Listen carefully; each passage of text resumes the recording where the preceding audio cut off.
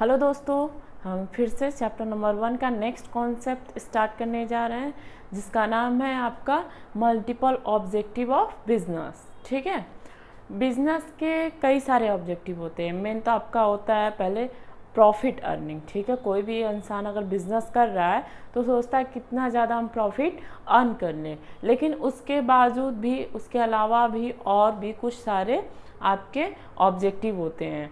एक होता है आपका इकोनॉमिक ऑब्जेक्टिव, फिर होता है सोशल ऑब्जेक्टिव, ह्यूमन और पर्सनल ऑब्जेक्टिव। ठीक है, तो इन तीनों ऑब्जेक्टिव को हम एक एक करके पढ़ेंगे। ठीक है, देखते हैं पहले पहला क्या है आपका तीन बिजनेस का जो ऑब्जेक्टिव तीन कैटेगरी में क्या हुआ है, क्लासिफाइड किया गया है। आपको बता ही दिया इकोनॉमिक्स ऑब्जेक्टिव। इकोनॉमिक ऑब्जेक्टिव में क्या, इकोनॉमिक ऑब्जेक्टिव में आपका 3 ऑब्जेक्टिव आता है। पहला आएगा आपका सर्वाइवल, फिर आता है प्रॉफिट, फिर आता है ग्रोथ। अब जैसे कोई भी अगर बिजनेस आप अगर स्टार्ट कर रहे हो, ठीक है, कोई भी अगर आप बिजनेस स्टार्ट कर रहे हो तो क्या वो तुरंत आपका बिजनेस चलने लगता है, अच्छा सा प्रॉफिट, अच्छा सा मतलब प्रॉफिट जनरेट करने लगता है या उसका ग्रोथ होने लगता है? ऐसा तो नहीं है। पहले वो 1 साल 2 साल मार्केट में क्या करता है, सर्वाइव करता है, ना प्रॉफिट कमाता है ना लॉस कमाता है। जितना वो लागत लगाता है उतना उसको मिल जाता है। तो पहले 1-2 साल सर्वाइव करने के बाद ही वो अपने बिजनेस को आगे प्रॉफिट में अर्न करेगा, फिर उसको ग्रोथ करेगा। ठीक है, तो पहला क्या होता है आपका सर्वाइवल होता है कि बिजनेस पहले सर्वाइवल करता है। उसके बाद आता है आपका प्रॉफिट। अगर बिजनेस 1 साल 2 साल सर्वाइवल कर लिया, ऐसा नहीं है कि 10 साल 15 साल बिजनेस सर्वाइवल ही करे, तो फिर हमको बिजनेस चलाने से फ़ायदा ही कहाँ, जहाँ हमको इनकम ही ना हो। केवल हम अपना जितना लागत लगा उतना प्रॉफिट लिए, बस वही मिलता रहेगा, तो हमको इनकम कहाँ से जनरेट होगा?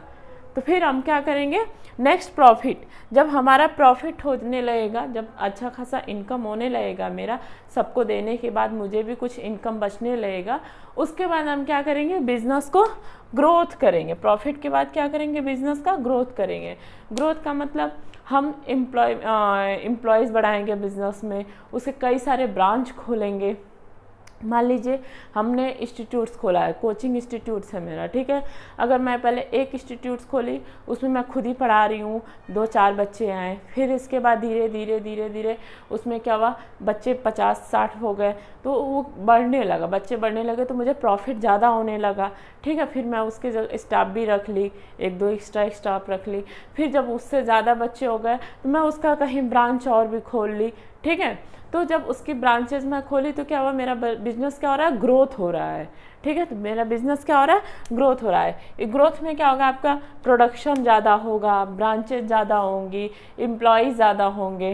ठीक, इसके बाद आता है आपका सोशल ऑब्जेक्टिव। सोशल ऑब्जेक्टिव भी आपका क्लासिफाइड किया गया है। ठीक है, पहला इसमें आता है supply of desire quality of product. देखिए, कस्टमर आपके पास आएगा क्यों? कस्टमर आने के लिए आप कोई वजह तो देंगे।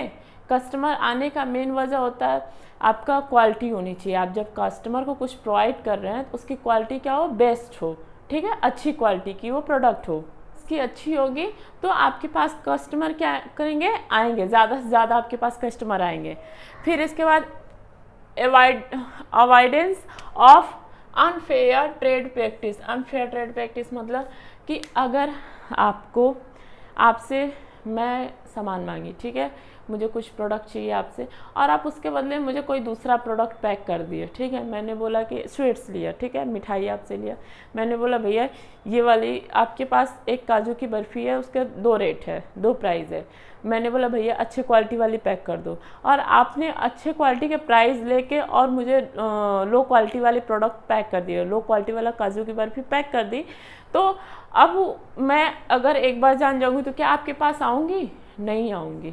इससे आपके क्या होगा, आपको जुर्माना भी भर सकना पड़ता है। अगर कस्टमर कंप्लेन कर देगा, लॉ के अंदर जो भी आपका कानून है उसके अंदर अगर कस्टमर कंप्लेन कर दिया तो आपको जुर्माना में पेनाल्टी भी देना पड़ जाएगा। ठीक है, इससे भी आपका क्या हो जाएगा, कस्टमर आपके पास नहीं आएंगे, तो इसको भी अवॉइड करना चाहिए। फिर इसके बाद एम्प्लॉयमेंट जनरेशन। जितना ज़्यादा बिजनेस बढ़ेगा, जितना ज़्यादा रोज़गार बढ़ेगा, खुलेगा, उतना ज़्यादा लोगों को रोज़गार क्या होगा, मिलेगा। जितना ज़्यादा बिजनेस होगा उतना ज़्यादा लोगों को रोज़गार मिलेगा, ठीक है।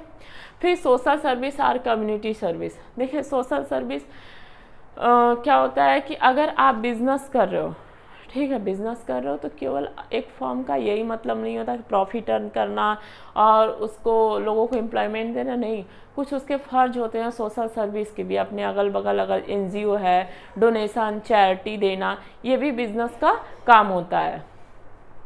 फिर इसके बाद अवॉइडेंस ऑफ पॉल्यूशन, अवॉइडेंस, फिर आता है इसके बाद अवॉइडेंस ऑफ पॉल्यूशन मतलब कि बहुत सारी फैक्ट्रीज होती हैं, जैसे चीनी ईटा के भट्टे जो होते हैं, उसमें आपको देखने को मिलेगा कि मतलब जो बहुत सारे धुएं निकलते हैं, उससे हमारा एयर पॉल्यूशन होता है।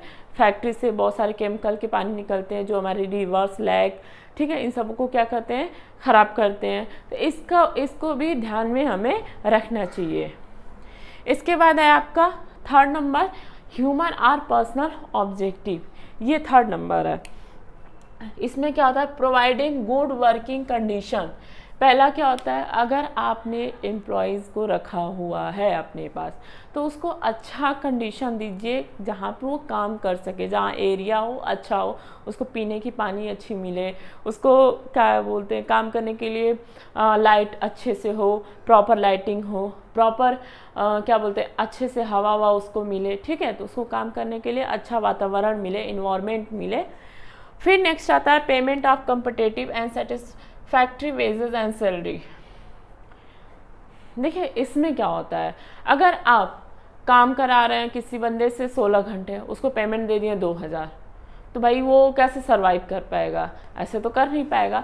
उसके अकॉर्डिंग टू हिज वर्क, उसके काम के हिसाब से आप क्या करो, उसको पेमेंट दो, पेमेंट प्रोवाइड करो। फिर आता है पर्सनल ग्रोथ में क्या होता है, अगर कोई एम्प्लॉयज़ अगर आपका वर्क कर रहा है, ठीक है, तो उसको समय समय पे उसको अपडेट करो, उसको ट्रेनिंग दो, नए नए टेक्नोलॉजी के बारे में उसको बताओ, तभी उसका क्या होगा, ग्रोथ होगा। अगर एम्प्लॉय का ग्रोथ होगा तो आपके बिजनेस का भी ग्रोथ होगा, क्योंकि वो काम अच्छे से करेंगे।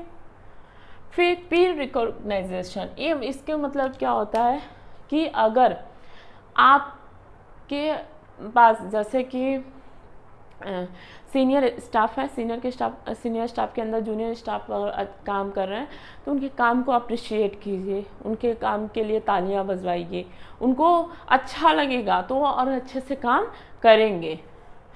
फिर है last one, providing special benefits such as house facility, medical facility, free education of children etc। देखिए बहुत जो बड़ी बड़ी कंपनियां होती हैं, बड़े बड़े ऑर्गेनाइजेशन होते हैं ना, वो क्या करते हैं, एम्प्लॉयज़ होते हैं, उनके बच्चों को एजुकेशन फ्री में देते हैं, ठीक है, और इसके बाद मेडिकल फैसिलिटी प्रोवाइड करते हैं, घर रहने के लिए देते हैं, ठीक है। तो ये सब आपका हो गया मल्टीपल ऑब्जेक्टिव ऑफ बिजनेस, ठीक। और आपको ये टॉपिक कैसा लगा हमें कमेंट बॉक्स में कमेंट करके बताइए।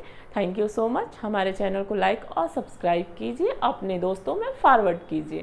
Thank you.